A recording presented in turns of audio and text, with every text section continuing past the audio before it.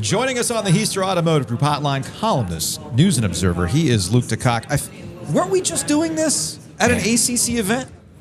Feels like yesterday when there were still 15 schools in the league. And that they 14.2. And they weren't chasing money. No, they were chasing success.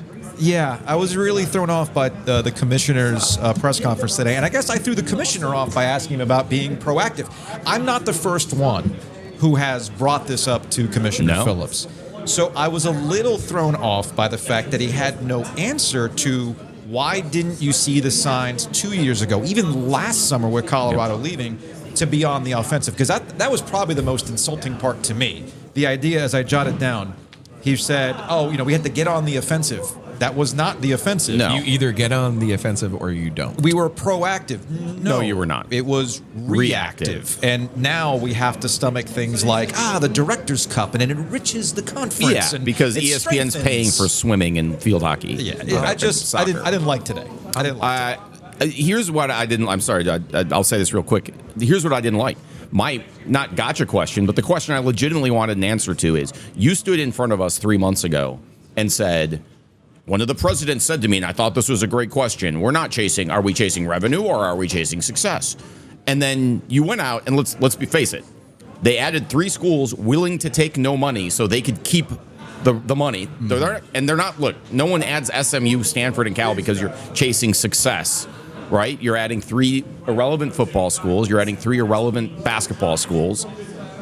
So clearly you're chasing money. And then he had stood up there today and asked that same question. Like, we're all going to say, yes, that's very, very good point. You're not chasing revenue. You're chasing, it was felt almost insulting, insulting all of our intelligence that we were going to buy that. I thought, the first 2 questions from David Teal and then me were, Teal's question sort of hinted at the idea that there may be some restless members now. And I said, well, screw it. Let's flat out ask it. We've got texts talking about, people texting Randy Woodson and the commissioner and all these people talking about Florida State going independent and where are the Carolina and Virginia going to go and all that. You pushed this through over the objections of 3 of your most important brands. And then you have the gall to stand up there and talk about how you've done this for strength and security. No, we went to 18.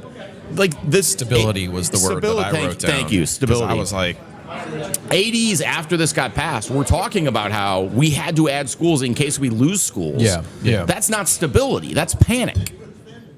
I agree. Yeah, the problem is the 3 of us are on the same page. The 3 of us are on the same page. We're having a Twitter echo chamber. Yeah, we really are. We really are in our little bubble right now. You need a but the thing is, the only other voice that would be here would be the commissioner himself and maybe a college president who truly believes in this stuff. But even I don't think that the presidents who are, I think to your point, and the numbers game is the thing that ultimately what matters here. If you feel that you don't have a seat at the table at whatever happens next to the next 5 years, then yes, you're going to be on board with that. But you can't say that out loud. You can't sit here and go, yeah, man, we know the ACC is about to disintegrate, so we might as well position ourselves to be fine. That's where Wake Forest is. And the part, we talked about this at football, we've talked about this ever since.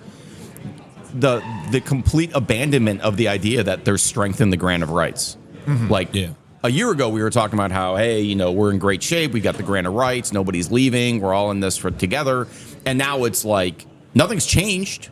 Nobody's figured out a way around the grant of rights yet, although Florida State may be close. Nobody's done it yet. But now we're all acting like, everybody's going to, like a year ago, 2036 was this big deadline. And now it's like everyone's like, what was that? I don't know. What was this, something over here? And that, it's just, I've been... When he said they're a national conference, that's when I was like, okay.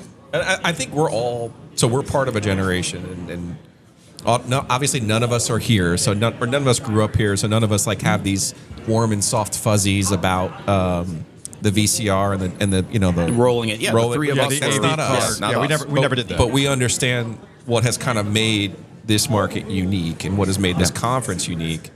And for them, and I get it, Louisville and Pitt and all these other moves. Yeah. But at least I could still kind of reach out on a map and see it. Yeah.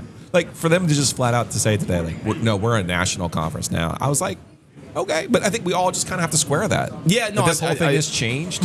And to your point about messaging, if he just comes up there and you could still say stability, but just say, hey, this is in our best financial interest. We added these schools at a discounted rate. We changed our financial revenue because remember that was a big deal too. Yeah. It was all the Three Musketeers forever. This league was always that. Yeah. All for one for all. And now it's basically Rising like tide lifts all boats. Hey, cool. Let's bring SMU on for nothing. Right. Yeah. We just want to be at the party. I think, Joe and I, maybe all three of us have used the phrase Ponzi scheme to describe this expansion, but that's what it is. You're taking money that is not going to be, you're taking new money and giving it to people as that's not going to last forever. Because you've added 3 new people. You just, yes, you're adding to your network. Especially when the Your bill downlines. which is another aspect of this with, we talked to ESPN. I forgot who it was that asked about the pro rata. I think it was Brad Murphy, our friend Brad Murphy, who asked that question. Poor Brad. Poor Brad. Brad Murphy. Isn't that poor with, Murphy. what is with Jeff Graham. With Jeffrey Jeff, Graham. Yes, little Jeffrey Graham. Regardless, the NBA negotiation window for their next television deal has actually gone to market, or it's going to go to market, as ESPN and Turner have indicated, we don't want the full rights package anymore. When the last time the NBA did that, it never went to market because they saw the value in the inventory sport. But now, as everybody's drawing back and they're being much more judicious with its money, the spin zone has kicked in. Well, the tech companies are going to come in. And I'm really at a loss. Of which tech company outside of Amazon really wants to sink the amount of money the NBA wants, which gets us back to the grant of rights, which gets us back to what does the ACC expect their money to look like in a couple years when they go back to the table? Because we don't know what television is going to look like by the time we get to 2030. It's all very up in the air. So let's talk about basketball. There's 5. I just want to point out before we move on from television revenue, the idea that anyone with a straight face in 2023 talks about adding households as a benefit. Yeah, he did say market. He said market, threw which me off a little bit. That is a 2015 talking point. I mean, it's like, have you like? All right, anyway. Yeah. Maybe he meant it as a recruiting market? No. Didn't. I thought maybe even the word household was in there. No, household was in there. Oh, because he did say they have a challenge ahead of getting ACC network carriage. Like, who cares? Yeah. The carriage is irrelevant in 2020. Anyway, sorry. Well, basketball. That's how we end up with full Giglio at the end. Maybe we just open this up now. Feature not a bug. That wasn't full Giglio. I mean, I wink and nod. I didn't go. Oh, I know. I didn't go ham. I just. Yeah, he dabbed you back. And I even told Amy Yacola, like, Amy, this is. I'm sorry.